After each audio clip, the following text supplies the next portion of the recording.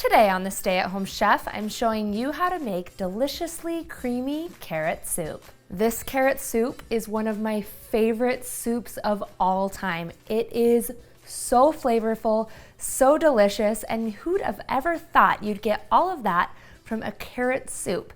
You are going to love this recipe. To start, you'll want to roughly chop up 2 shallots, dice 1 white onion, and then roughly chop about 8 carrots. And I like to peel mine first. Once you have all of your ingredients ready to go, we're ready to head on over to the stove and make some soup. Melt a 1/4 cup of salted butter in a pan over medium-high heat. Once that's all melted, we're gonna add in our shallots and white onion and let those saute for about 5 minutes. You want the onions to be soft and start turning translucent before you proceed with this recipe. Season the onions with 1/2 teaspoon of salt and add in 8 cloves of minced garlic so we can get some bold garlic flavor.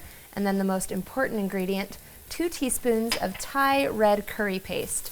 We're gonna let this cook until fragrant, about 1 minute.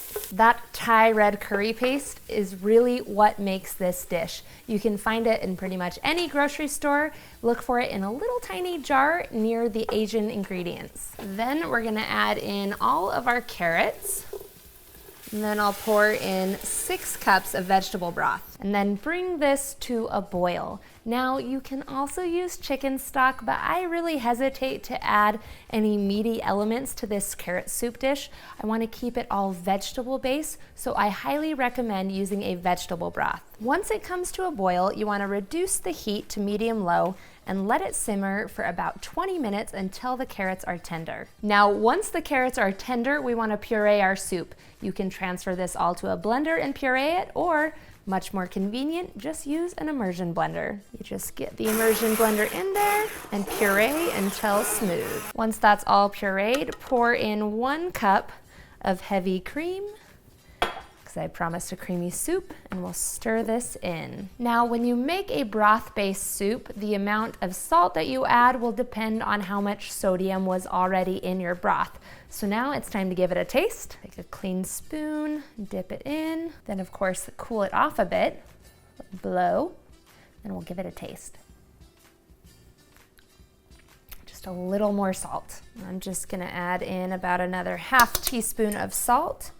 And stir this in, and then we are ready to eat. Just gonna ladle up some of my soup into bowls. You wanna serve this up hot. If you wanna add a little bit of color, you can garnish it with a little bit of parsley or dill, or you can add in a little lump of sour cream too. That's really pretty.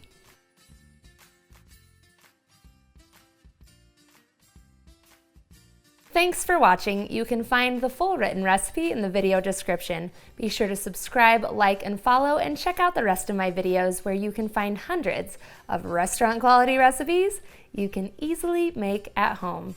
See you later.